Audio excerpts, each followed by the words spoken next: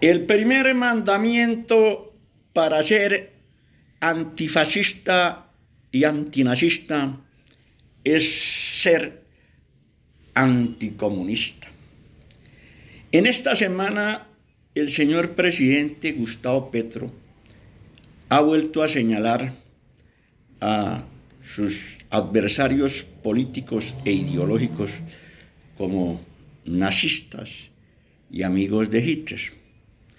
Ello ocurrió con los eurodiputados que hicieron un pronunciamiento frente a la violencia que hay en Colombia y frente al asesinato del senador Miguel Uribe Turbay.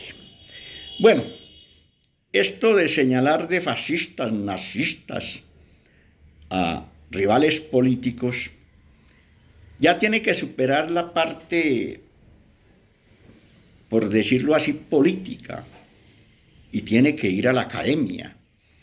La academia tiene que saber discernir y mostrar de cómo históricamente se ha comportado el fascismo y el nazismo y su parecido, su cercanía o la simbiosis que hace con el comunismo marxista.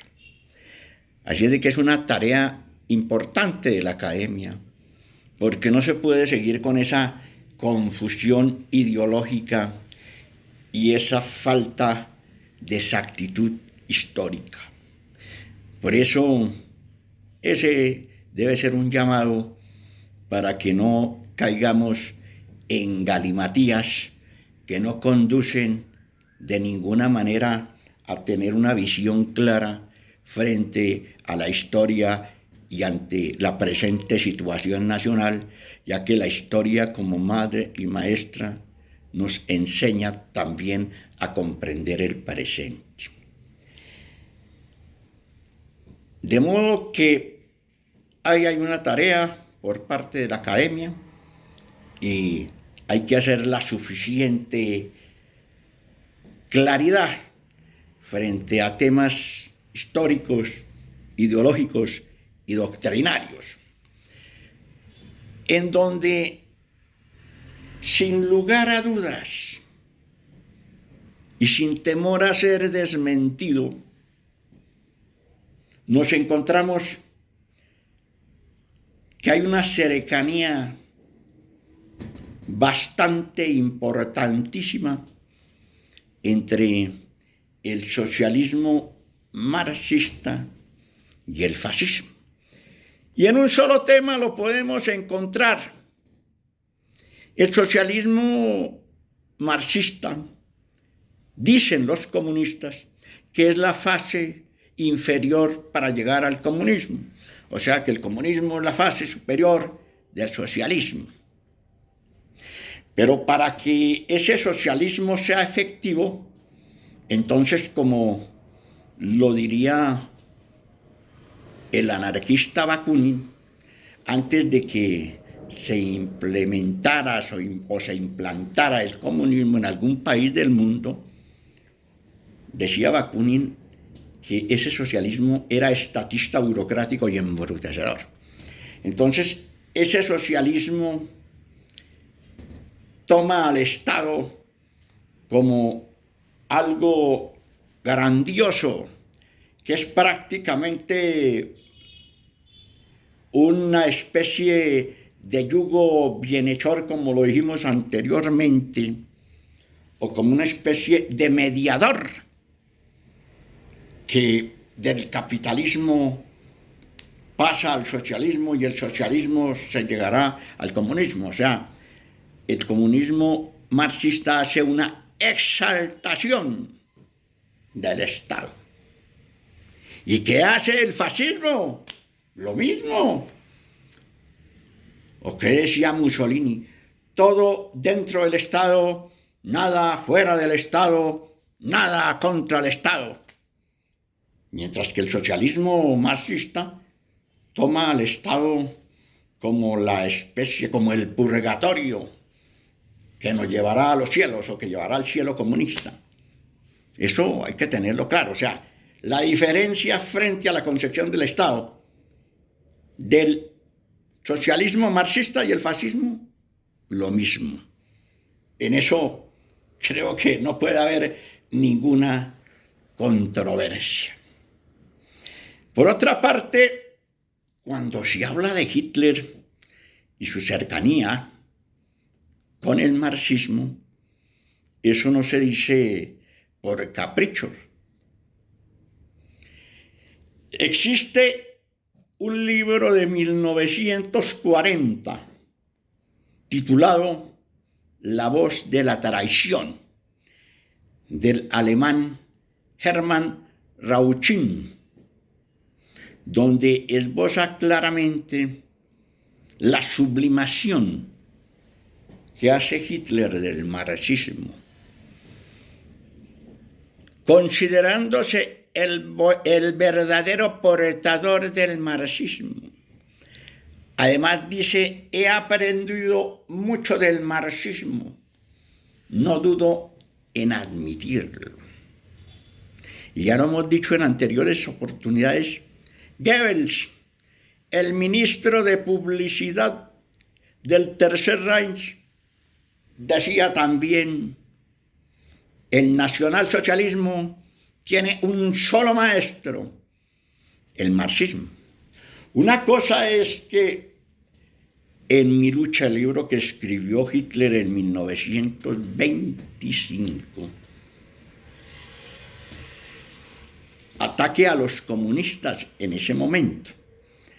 Pero cosa diferente sucede a partir de los años 30, cuando Joseph Stalin,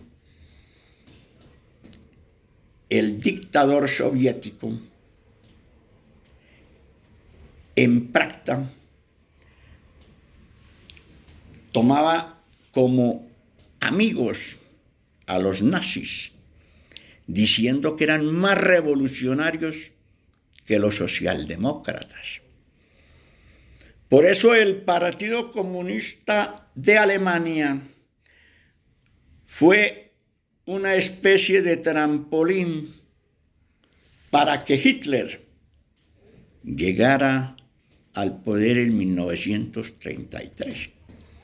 Y ese Partido Comunista Alemán era orientado por Stalin, quien era el que daba las indicaciones a todos los partidos de Europa a principios de los años 30.